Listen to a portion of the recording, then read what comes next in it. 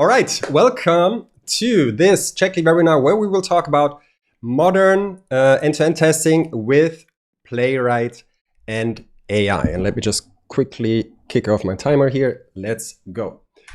I'm Stefan. I work here at Checkly in the developer relations team, which means that I'm responsible for creating videos, creating blog posts, helping developers to be successful with synthetic monitoring, with Playwright, with API monitoring, all the good stuff to guarantee that the stuff that you ship in production, that it's running perfectly fine and smooth so that the customers are happy.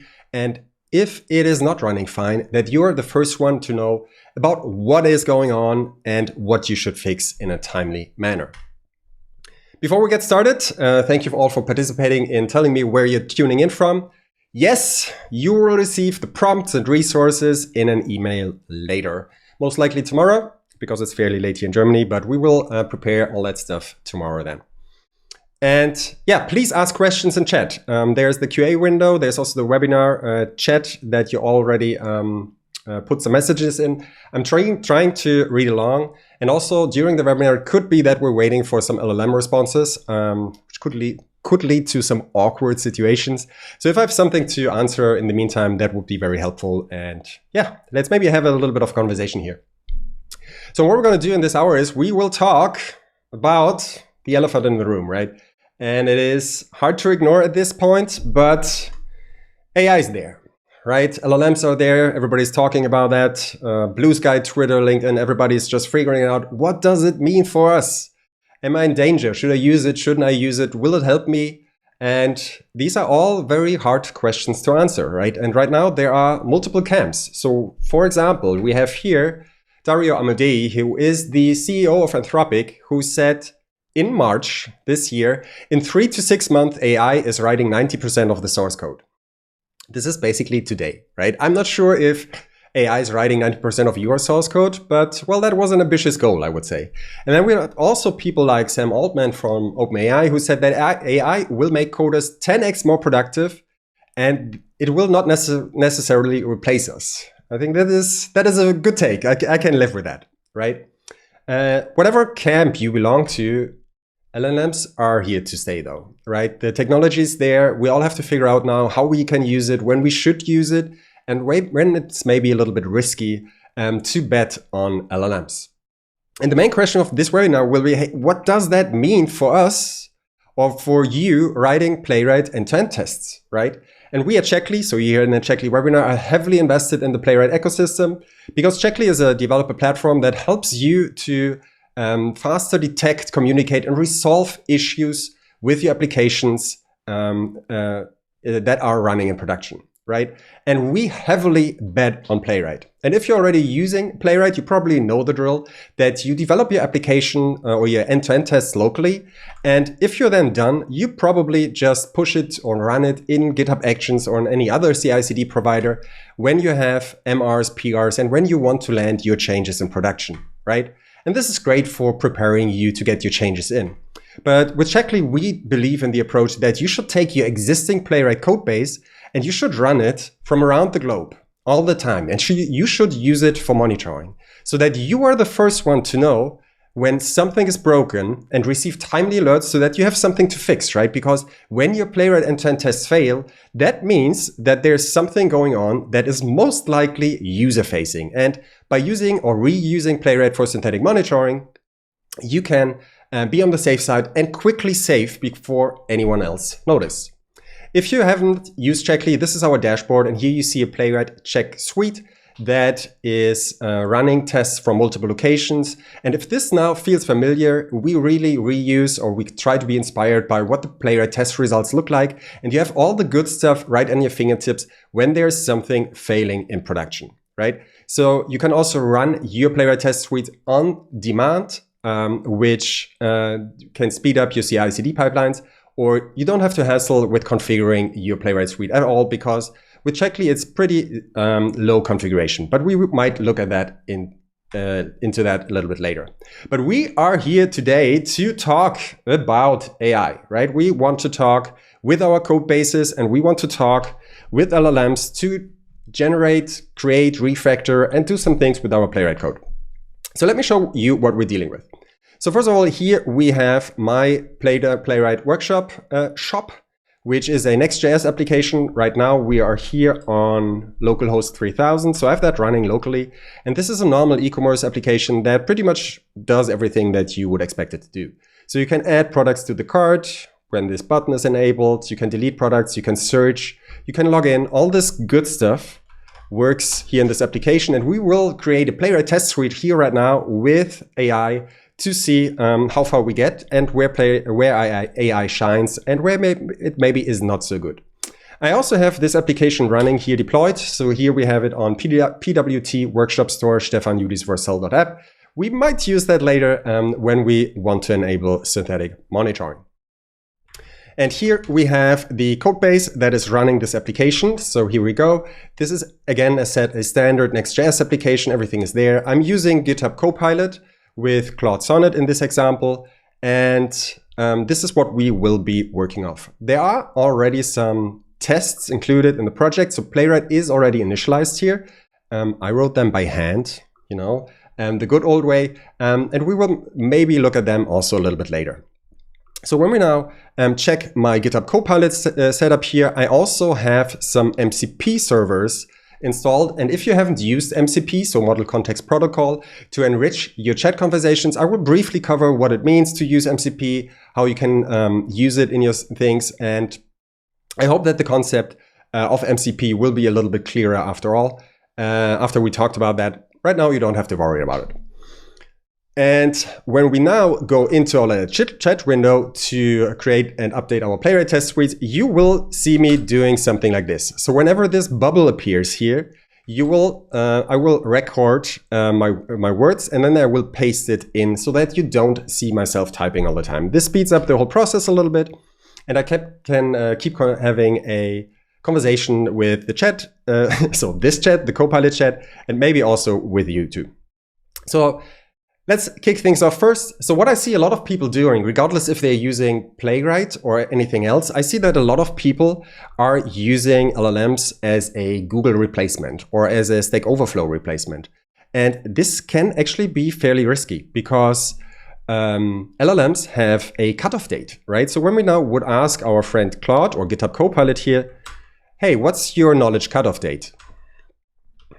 It will tell us that the knowledge that is included in this LLM, in this model, is actually from April 2024.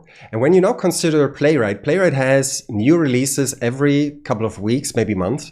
If you want to use your LLM to kind of get information about how you do things in Playwright, you are by default, if you're not using something else or enrich your conversation, you're by default running maybe on outdated information, right? So this is something that you have to keep in mind when you use LLMs for this getting knowledge process. So what you can do here in Cursor Chat, you can pull in some documentation if you want to.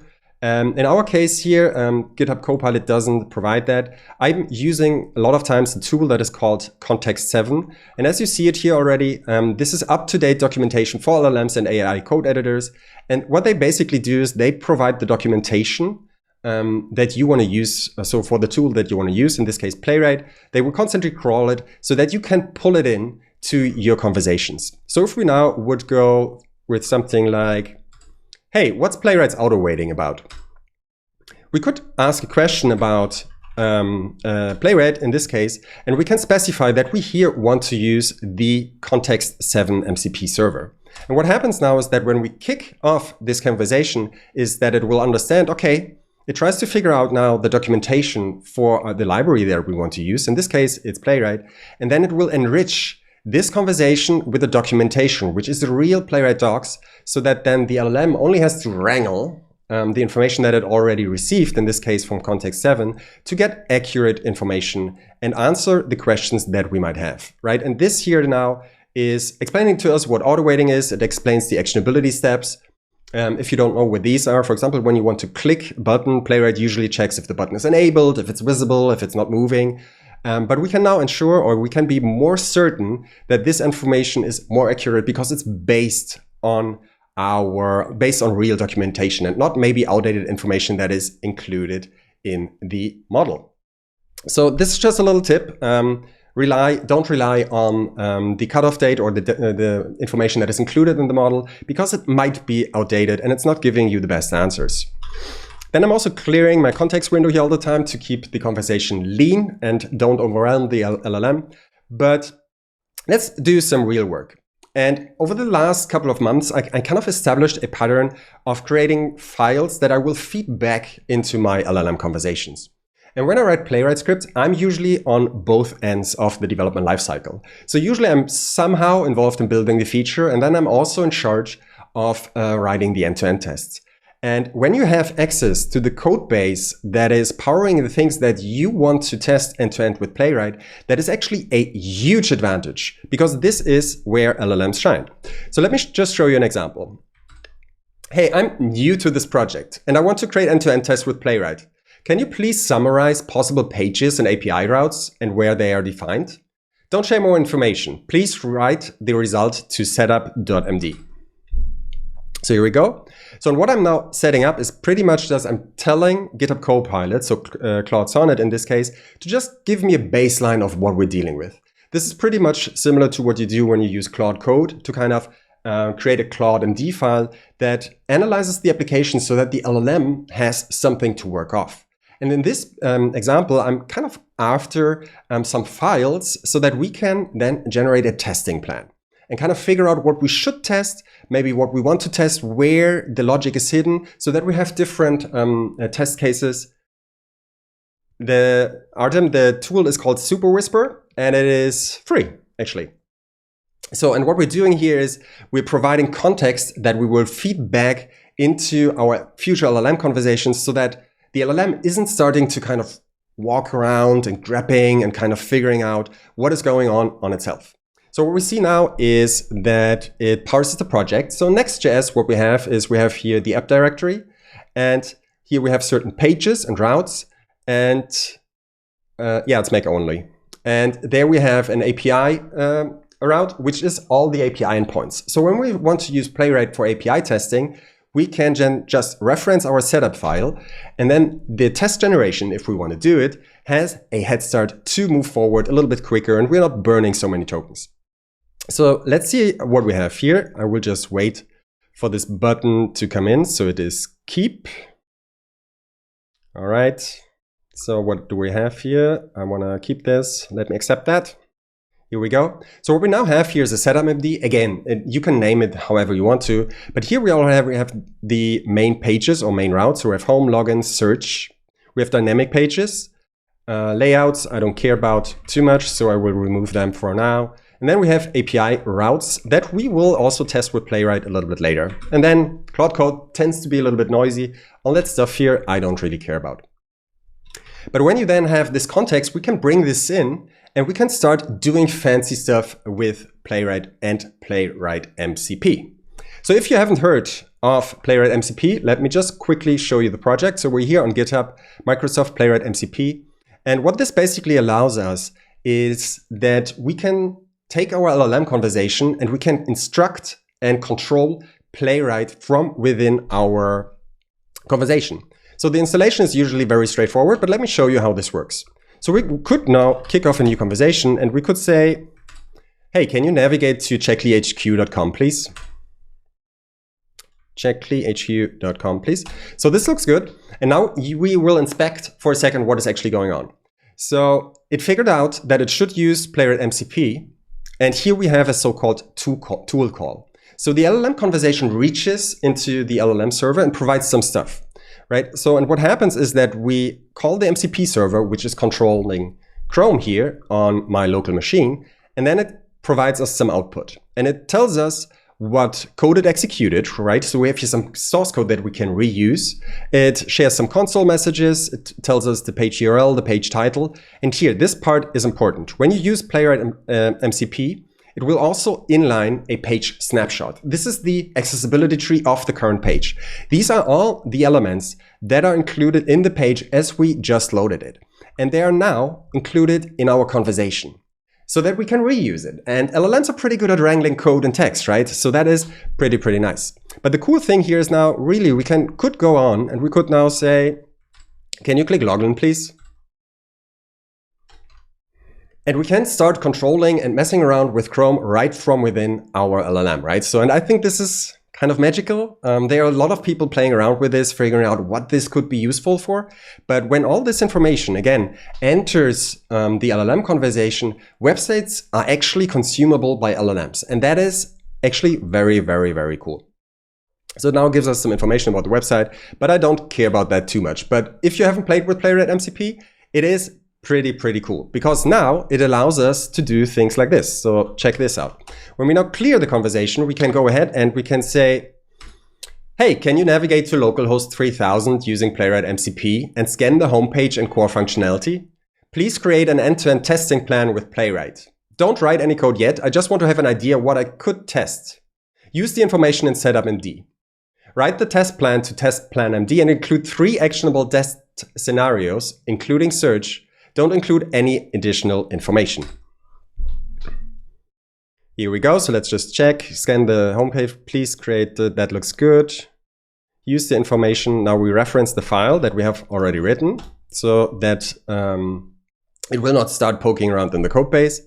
Write a test plan to testplan.md, include 3. So this looks good. So what now happens is that we basically instruct our LLM to open up localhost 3000 and just poke around, right? Just discover what functionality could be in there and then figure out what we should maybe test or what we shouldn't test, right? And then we're writing that to disk to feed it then back again. Remember when I told you that I started adopting the idea of kind of writing temporary files and feeding them back in? This is kind of a beautiful approach to have all this context that might be valuable in your testing flow or in your application to disk to then feed it back. And that actually works super nice. And let's see what we come up with. So we now are already on the setup of creating a test plan MD. So let's see what I've got here. So we have here now a new test plan. So let's see. Let me remove that one here. And this looks already a little bit like spec-driven development, right? A lot of people playing around with AI and figuring out best practices are kind of preaching that specs are now the new thing that we're after, right? And this is pretty much what we want to define. When you want to instruct your LLM to do things, you have to be very explicit, because that is something that I kind of had wrong assumptions initially, right? We cannot just throw one question or one sentence over to an LLM and expect it to read my mind, right? That's not going to work. But with this, we can use the LLM to create a spec for us and then feed it back. So let's see what we have here. So let me accept what we have here in our test plan. So we have here product search and navigation. So this looks good. Verify search functionality returns relevant results and proper navigation. All right. Navigate to / this looks good. Enter liquid, this looks good. We want to check that we end here. This is good, showing one result. Good. Click on product to navigate the product detail page. Confirm that we are there. Verify. So this is actually pretty good. I'm going to take that as is. So let me just move on then. And if we now have this specification of what we want to do, what you usually would do is you would go here, right? And you would say npx playwright code gen, and then you would perform these actions manually, right? So this test case is very quickly done, right? So when we're here, for the people that haven't seen this, this is the Playwright Inspector window. And what now happens is that I can perform actions here in the Chrome window, but everything will be recorded here. So I can now go into this little box here and I can say liquid. I can hit enter. I can say, hey, I want this element here to be visible. Then I will click here, and then I want to click here. And here we have our ready to use Playwright test, right? This is Playwright Code Gen that is supported for ages. And usually this gives you a very good head start. But we're here to talk about AI usage, right? So let's see how and if we can manage to do that via AI. So I'm gonna clear the conversation first. And I want to talk about a quick myth that I see all the time when I read blog posts and even documentation sometimes. So when it comes to Playwright test generation with AI, it is not just using AI. So every now and then I read blog posts that have prompts or examples included that instruct people to just go write a Playwright test using test and expect in JavaScript. Set a viewport, open this, click sign, enter email, do this and this and this. This cannot and will not work. because ChatGPT, Claude, and friends, all these not coding agents, don't have access to the websites itself, right? They cannot know what they're dealing with. And this is why whenever you read this, it's kind of, no, this cannot work. And I tested that out plenty of times, because in this approach, when you just ask the LLM to do that, it will hallucinate its way forward and make things up, so that you at the end will end up fixing a lot of things that are just made up.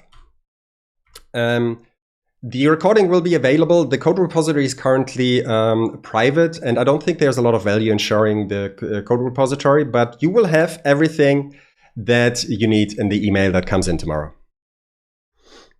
So with that out of the way, we cannot now just go into our little chat window and tell that we want to generate a Playwright test, but we can now tie everything together with Playwright MCP to provide all this context, all the DOM structures, all the information that it needs to know to start creating tests with AI. So let me show you how this could work. So let's kick off this prompt with, here's a Playwright test case scenario. And you now see how this is all tying together, right? Because we just generated a Playwright test case scenario and we have it here, right? So let's just bring this in and paste it. And now we're going to extend this prompt to actually enable the Playwright test generation. And this is where we need to do a little bit of prompt or context engineering. So check this out. We can now say, hey, can you execute the test plan using Playwright MCP? Once you're done, please generate a Playwright test case in tests/webinar/search spec.ts. The test case should include the test case scenario on top as comments. Test webinar, close. Playwright test case in test webinar search spec.ts. So, and this looks good. So, and basically what we're now doing, we're using a little bit of a trick here, right? We're using Playwright MCP to perform all these actions first, right? So what it now should do, it should now start navigating to the website. So it uses Playwright MCP. So here we are. And it now tries to perform all the actions that we just defined, right? And because we use Playwright MCP, guess what? It will now move forward. It will do all these things, but all the information that is required to generate a Playwright test case is included here in context. The Playwright MCP calls will include all the DOM structures, all the things that we need to do, or all the information that is required to generate a Playwright test case, to then create it. And you see that it already performed all the actions and has now all the information to move forward and generate a Playwright test for us. So let's see, here we already have the webinar folder that was just created. And here we have a new webinar spec or search spec.ts. If you wonder why I instructed it to include these comments here on top, it's the same thing, right? If you're going LLMs and go all in with this, you will see that this will maybe, so it's my experience, you will see that this information will just give your LLM a little bit of a guidance to see what we're doing, what is after, which then helps to avoid hallucination or the LLM going off track. Marcus is asking if we can instruct the LLM to create POMs. Wait for it. So let's see how our test case goes. So I will just briefly glance and look at it. So this uses recommended locators. So on the first look, this looks like an okay-ish Playwright test without looking into the details. But let's see what happens if we run it. So we have here a test failure. And if you're not on the latest Playwright versions, so Playwright has support for prompts these days. So when we now run npx Playwright test, we run here into the same failure, right? But if we now look at the report, so where's my report? Show report command. Here we have our things. So if you haven't discovered this, so if you're on a recent Playwright version, you can always go here and you can copy a prompt. So let's have a look at what is included here. So let me get rid of this. So when you copy this from your Playwright test results, so it will just include a little bit of context and prompt magic for you. So in this case, we have some instructions, we have some test info, we have error details, and then again here we have the page snapshot and the code that was actually running. So you could now take this and we could paste this into our agent, or we can paste that into ChatGPT to kind of get an idea of what is wrong. But I don't see myself doing that very often, actually. So let me show you the approaches that I usually do in these cases. And I haven't even checked the error yet, right? So let's have a look. So I will open my sidebar again.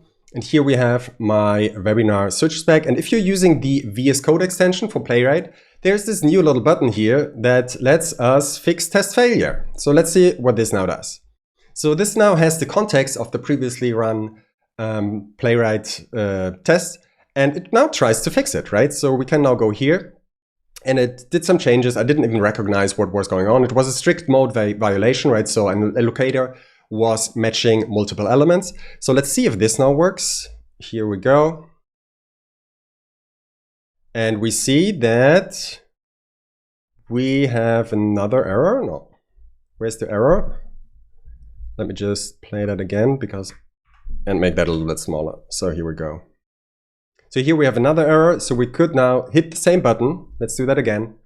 And when I did this for the first time, it felt a little bit strange, right? Because I expected the LLM to just have all the answers immediately, right? I definitely don't like that, but I will roll with this right now. But when you consider how you or how I write my Playwright test, I'm also just stumbling my way forward, right? So this kind of feels a little bit like a human would do it. I'm not saying that the result here is the best way, but the assumption that the LLM will just figure it out magically is just wrong. So we now even have to hit the button a third time. Maybe. Let's see where we go. Come on, you can do it. You can do it. But the key part here is that the LLM will try to fix it, and eventually, I hope, we will manage. It is not managing. But let's try another approach then. What we also can do is, and what I actually prefer to do, I prefer to do it with the agent setting, so GitHub Copilot in this case. So let me just close this, and let's kick off an agent loop. So what we now can do is we can tell it, hey, can you run the generated Playwright test? If it fails, please fix it. So what we now can kick off here is this will now run Playwright, hopefully, right? So let's see.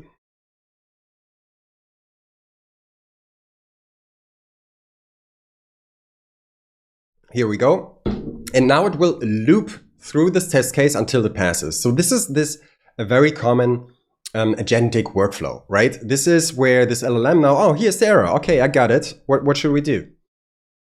And ideally, it will now figure out a way to make it pass, which doesn't mean that it will be the best way to make it pass, right? So everything that is happening here right now, you have to take it with a grain of salt, and you still have to review all these kind of things, all the output from the LLM to figure out, to approve that this is actually what you're trying to test, right? Especially when we talk about QA or the monitoring approach, it's very important. So nobody wants to have green tests that are not testing the thing that we're after, right? So that is kind of a very important piece here. But it might look like we actually have to debug here. So let's see.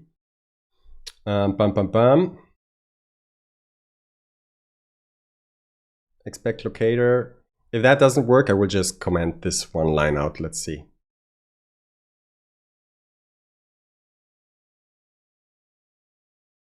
You can do it. Come on. Woo! So again, I now won't inspect if this is really doing what it's supposed to do, because you have to review all the source code itself. But the fact alone that I can tell Playwright, hey, I have a failing test case, can you please fix it, is actually pretty nice, right? So that is pretty cool. Yeah, so with that, let me just double check if this is doing what it's supposed to do, because sometimes I'm not trusting what we see here. So that looks good. And when we now go back to our CLI section here, we should see that it goes to the search, and at least it covered the 3 pages, right? And you don't want to see me debugging and checking reviewing the code here constantly. But the cool thing now is that we are using LLMs and agents is that we can start having a conversation with our Playwright code base, right? Everybody talks about code generation, but there are a lot of things that can be very, very handy to do by using an LLM, right? So if I now, for example, clear the context again, and we say, hey, can you bring in test steps? Please use Playwright's test step method in search spec.ts. So let me just format that correctly. So there are a lot of tasks that we humans kind of burn time on. So it is method in search, oh, I want to reference that, search spec.ts, that we just can hand off to an LLM, right? This is where LLMs shine, wrangling text, bringing something in and transforming it to something else. And I find myself using LLMs for these kind of use cases more and more and more, where I'm like, oh, why am I doing this? Why am I spending 10 minutes reformatting, maybe restructuring, when an LLM can do the job just fine? So in this case now, we brought in test steps. If you haven't used test steps allow you to group all the Playwright actions that will be included in your Playwright test results, and so that you have a nicer and cleaner output. So how long did that take us now? 10 seconds, and I hope we're still green here. And we are. So all these tasks where we're burning money, burning time, this is where really LLMs and Playwright kind of shine. And I think this is pretty cool. What else do we have? I feel like we could now, does that look good? Yeah. Without checking if it's testing what it's supposed to do, I think this is okay-ish Playwright test code, right? So whenever you're extracting variables en masse, or you want to get out hard-coded values, so that would be something that I would probably extract here somehow or somewhere. This is where you can really go with LLMs to speed up your workflow. But there was already the question from Marcus, if we could use the LLM to create POMs, right? So page object models. So for the people that don't use POMs or haven't heard of POMs, so page object models are a way to abstract away all this logic of clicking, of checking into classes, so JavaScript classes, to then kind of abstract that away so that tests become more readable, right? So we see here that this would be like Playwright dev page get started, page object model. So we abstract, it's just a matter of abstraction here, right? And now wrangling this piece here, or this code here, into page object models, which would be basically 3 page object models, right, would take me a little bit. But we could also hand this task over to our friend Copilot here, right? So we could now say, hey, please use Playwright MCP to run the test scenario defined in tests/webinar/search spec.ts. Please refactor the existing test to use proper page object models located in tests/webinar/POMs. Don't change the existing functionality, and don't create new tests. So let's see. We can reference the file here. So let's go with search spec.ts. That looks good. And we want to have it here in tests webinar POMs. So let's see if I'm not messing up. So tests webinar, we want to have here POMs directory. And now really I can take a sip of my little drink here, and we can see if that works.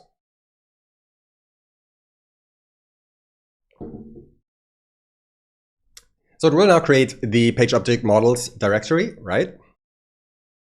I figured that one out. So that is pretty cool. You can do it. And it's structuring a plan. So I don't think we can exit that here, but it will now rely on the information again to figure out what should be a page in the first place. So I found that to be a little bit helpful to just give it a little bit more context while it was splitting up the Playwright test to have something to work off, right? So we're performing here now the Playwright test case to fill it with the context again. So we covered different pages so that the LLM understands, okay, there's a home page, all right, there's a search page, and there's a PDP, a product detail page. And now it will go on and we'll start kind of wrangling all this context that is now included in this conversation to create our page object models. So let's see how it goes with that. So we have now our POMs directory. First step done. Let's see what will be next. Sometimes it now creates a base class and sometimes it doesn't. So let's see which path it takes. So we have here our home page. And this looks like a POM. Let's see where we go here. All right. When you're using VS Code or Cursor, Copilot will also figure out or will also notice these type errors if they are there, or linting errors. So that's something just to keep in mind. And now it's making its way forward to create a search page, right? And I'm just trusting it right now that it is reusing the information that we have here in search spec.ts, right? And then we will have the product page. And honestly, when I did that for the first time, I was like, man, that would have taken me a while to extract all that stuff. But this will now take us, if it succeeds, now in a minute or something. And this is actually useful. And I hope, Marcus, you agree with me that this is actually useful. So let's see. Because this allows us, for example, we could now go ahead and record our stuff with CodeGen, right? Because CodeGen is super quick. You just click, click, click, click, click, click, and you have your Playwright code in seconds, right? But you cannot record or code generate from Playwright CodeGen with page object models. But you can then feed it back into the LLM to follow your project patterns, to bring this code into a shape that you're after, right? So let's see. So we're already at search spec.ts. We're already importing our page object models. And this looks actually pretty good, right? So let's see. So whenever now the LLM is doing something that you don't like it to do, right? This is a moment where that works on first try. Isn't that cool? So you would enrich or change the context with maybe a GitHub Copilot instruction file, maybe with a Claude.md file. So whenever it's doing something that it is not supposed to do, right? You have to feed that into the context. Right now, I have here a GitHub Copilot instruction file that doesn't include much. But if there's something, again, that you don't want it to do, bring it in. And usually, sometimes you have to be a little bit explicit to not do something. But yeah, overall, I think this worked fairly well. So let's see what we have now. So let me remove this. So we now imported the home page, page object model, product page, search page. We still have here the instructions that I have from our initial thing. And here we use our page object models, which I think is pretty cool. The test case is still passing. So we generated now some code, re-wrangled it, re-refactored it. And overall, I think this is very cool. When we now check out the POM models, what I tend to use with AI is also doing something like this. So let me just clear the conversation. Hey, can you check the page object models in the POMs directory and tell me if it's using best practices? So I'm now going in here, I'm again referencing the directory, and I'm bringing again in context 7 to also check for the Playwright docs to see if we're following the best practices here. So it will now read all the files, and it might change some things. Maybe it will give us some recommendations. And this is where I think that LLMs are incredibly helpful. For example, if you open pull requests on GitHub, GitHub Copilot always finds something that I could improve, maybe a typo, some better comments, or a condition that I missed. So this is what LLMs are pretty great at.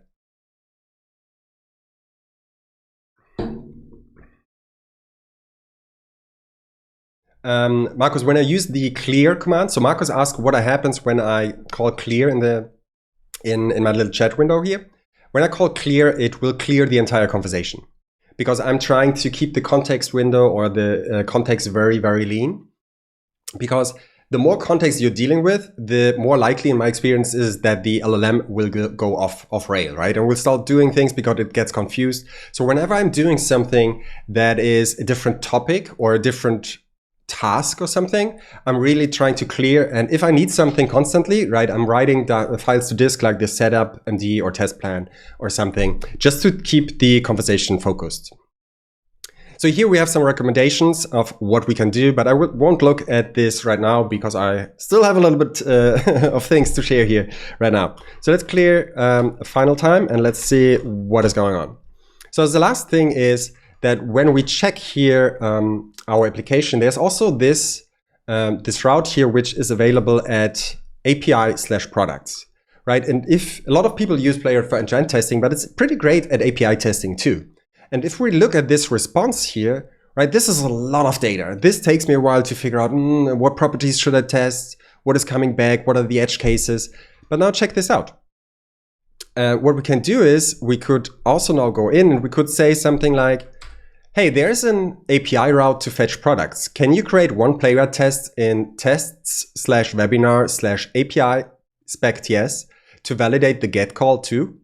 Please read the source code, run the test, and verify the result automatically. Fix it if needed. And what I'm going to do is now I will bring in the setup.md file here, right? So let's see, webinars, test webinars, API spec.ts, fix if needed. All right. And this is now where the beauty comes in. We now provided with the setup.md file that we initially had.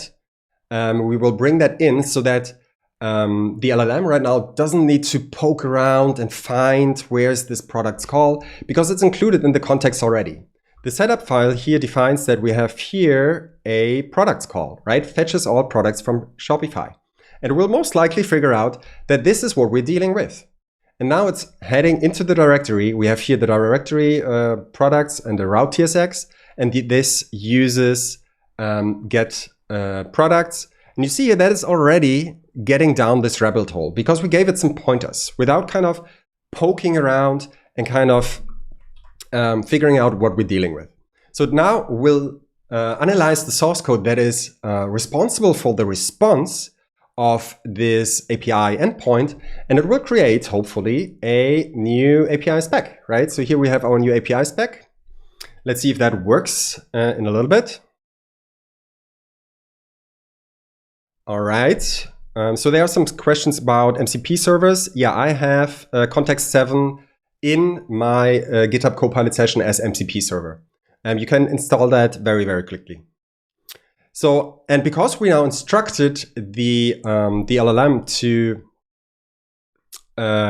test and figure out the thing itself, you see that we're here entering again a loop, right? It's going forward.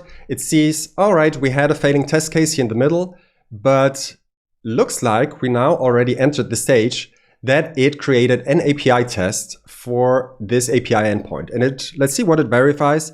Proper status code, JSON content type header. It checks the response status. So let's see what we got. So let me just make that all a little bit bigger. Here we go. So we go for proper 200 status code. We check for JSON. And now look at this. I mean, just copy and pasting and copying this over from the code or from the JSON response, that takes a minute, right? And it's also not, honestly, not a nice task to do. When we kind of pair the original source code with the things that we want to create, honestly, sometimes there is a little bit of magic that can happen. So what we now have here is when we check this, I'm not going into the details again, check the results. Don't rely on the LLM and just trust that it's testing what it's supposed to test. Very often I also found that LLM generated test code tries to please you, right? If you tell it, hey, please make it pass, sometimes there's also totally silly stuff in there just to make a test pass or commenting things out. So please verify that the things that are in here, I don't think this is the best way to do it, but for certain things, it just gives you a head start. All right, but when we now go into our terminal here back again, let's just check if this is doing what it's supposed to do. So this looks good. So we now had 3 test cases. Let's check the report if this is actually included everything that I'm expecting. So we have here now our API spec that includes products, should return products data. So this looks good. And here we have our search and navigation. We have here our trace file. So generally, this is pretty good for just having a conversation with the LLM. So let's assume that this source code is now all good to go. What would you do now? So once you have developed your Playwright end-to-end tests, you will usually run them in CI/CD and push them to the cloud to run them on GitHub Actions, right? So what we allow you at Checkly is to take your Playwright tests and just run them without doing anything much at all. So let me just quickly check something. Yeah, that looks good. So what I now can do is I can take my existing Playwright test suite and I can run npx checkly tests, and I want to just run the tests that we just created. I will explain how this all works in a second. And we now can kick this off, and this will now run these Playwright tests that we just created with AI in the Checkly infrastructure. And we will kind of have a look at that in a moment. And everything is running in EU Central 1. So how does that work? So when we go here back to our project, so first of all, I can go to my Playwright config,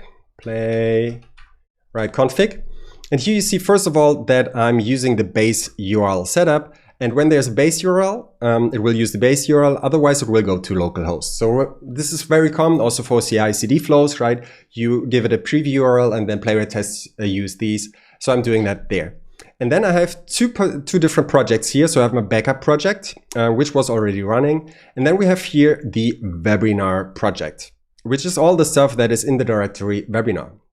And then this project is already, so let's make that a little smaller, a Checkly project. A Checkly project pretty much just needs the Checkly dependency. And here we have the Checkly config sitting in this repository. So this is all your monitoring configuration if you want to use or reuse your Playwright stuff for monitoring. And here we have a little property that is called Playwright checks. And this is what we just have run. So we have to give it an ID, a name, and then we have to specify what Playwright projects we want to run in this setting, right? So we have here the webinar project, again, which we defined here. And then we define the locations we want to run this from and how often it should run. When we now go back to the terminal, we didn't transform it to monitoring yet. Right now, we just tested it out. So when we look here at the result, this is the code that we just created using AI running in the Checkly cloud. And we see here now all the things that just happened, right? Should return response data. And we have here the results. We have trace files, which are not very helpful for API calls. But if we have here our Playwright browser check, here we have the trace file. This is all the code that was just bundled and executed in the Checkly infrastructure. So if you want to use this in fairly easy configurable things in your CI/CD pipeline, you can totally do that too. But now let's check this out. Now that I have a passing test, right, I used npx checkly test, I can also go here and I can say npx checkly deploy, right? And we can now take this source code that we just created, this webinar code, this will now deploy everything, also my backup code, and we can deploy it. And we just enabled synthetic monitoring with Playwright running every 10 minutes from 3 locations. So check this out. This is now the stuff that we just, this didn't look correct. I think I didn't clean up properly. So it was probably my well, that is from my earlier dry run, but this is the code that is now available here. And you see that it's running from multiple locations and we have all the information for this monitoring setup now. So when something goes off, and you want to reuse certain Playwright tests for monitoring, you can totally do that. And you have all the information right in front of you. I messed something up along the way, but you get the idea. And because we're here in the webinar, so let me just last step, because we're talking about AI, if your Playwright tests fail in Checkly, check this out. So I tested that earlier. You can always go in here, and when there's something failing, we analyze the trace file and all the information that we have for you when you debug a failure or when you want to see what's going on, and we provide it to you in the Checkly UI. So we see here that we try to evaluate the user impact, the steps that has been taken, the possible root cause. So it's pretty much close to what you can get when you use the copy prompt feature and put it into ChatGPT, right? We tweaked that a little bit, tried to make it a little bit better, but you get this information right in the Checkly UI when you run your Playwright tests from within there, excuse me. And with that, I think I made it through my to-do list. So let's go back here, and I see there's still one pending question. So what I showed you in the last 50 minutes, I know it was a lot and it was probably fairly quick, but we generated fixed and refactored Playwright code by just having a conversation, right? I didn't change or didn't touch any code manually. And I think this is honestly pretty cool. And this is the point, right? LLMs can feel magical when you use them, right? But really, I really cannot stress that enough. Testing and monitoring is very important. Don't forget to look behind the curtain. Check if your tests are doing what they're supposed to do. Don't commit, don't go with tests that AI generated without looking at them. AI might have generated and created the code, but you will still be the responsible person. Then, context is everything, right? Use context 7, use Playwright MCP, generate context files for later use. So I showed you how to use the setup.md, how a test plan Currently, there are discussions if there should be a unified standard called agents.md. Claude uses Claude.md. These kind of things matter. Provide the context, be explicit, and then see and check the output. And overall, I was very much a strong AI skeptic when I started playing around with these kind of things. But AI will help you get more things done. When you kind of figure out what AI is good at, you can save a lot of time, honestly. And that is pretty sweet. But I want to close this here with a question. But I'm still dancing around this, like, does every task now need to be AI assisted, or do we need to use AI for everything? And I don't think we do, right? Sometimes code gen is still great. But for example, wrangling some source code to create page object models of it, that is a perfect LLM use case.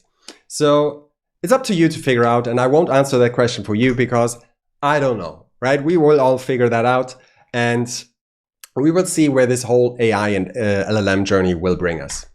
If you want to play around with what I just showed you on the checklist side, so we have Playwright test suites. They're currently in beta. Here are the docs. Will also go out via email, hopefully tomorrow. And if you enjoyed me rambling around Playwright code, I publish also YouTube videos, which you find on the Checkly YouTube channel, which is at checklyhq.com. So we now have 7 minutes left. I see there's one pending question from Dimitri, which is, does Playwright MCP server produce tests only in vanilla Playwright syntax?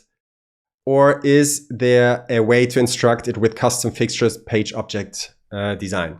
So the Playwright MCP server doesn't generate any test code at all. So let me show you that again here.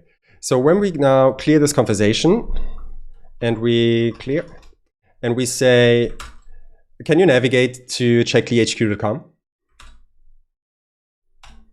What this pretty much does is the LLM now figures out that it wants to use Playwright MCP.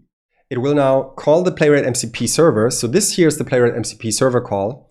And this is first of all controlling Playwright. But Playwright MCP here has 2 responsibilities. It will control Chrome. That is maybe obvious. But then it will bring back or return all this information. It will tell us what it executed, what console messages were there, and the current state. So in most of the cases, you will use Playwright MCP either for scraping scenarios where you want to say, hey, I want to log in, do that, and just don't worry about the implementation. Or for our case, the test generation really only works because we have this included in the conversation. When I showed you the test generation earlier, what I prompted was, hey, Playwright MCP, please do that. So I basically did a scraping scenario. But at the end, I then told the LLM conversation to take all this information, all the page snapshots, all the code that is available, and generate a code out of that. So this is how Playwright MCP works. And this is how you can use it to generate your Playwright tests, right? And I hope that answers your question, Dimitri. So we now have 5 minutes left. If there are any more questions, I'm happy to take them. I'm counting up to 10 and take a sip of my glass here.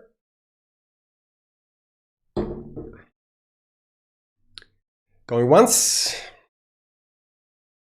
Going twice. All right.